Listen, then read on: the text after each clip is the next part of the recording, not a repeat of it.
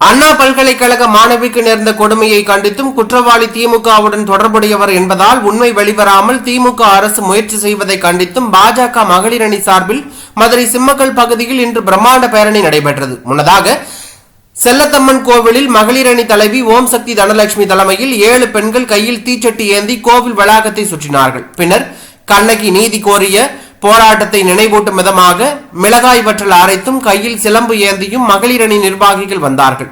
டிராக்டரில் தொடங்கிய பேரணிக்கு மாநில மகளிர் அணி தலைவர் உமாரதி ராஜன் தலைமையில் பாஜக தேசிய செயற்குழு உறுப்பினர் குஷ்பு பேரணியை தொடங்கி வைத்தார். தமிழகம் முழுவதும் இருந்து மகளிர் அணி உறுப்பினர்கள் கலந்து கொண்டார்கள்.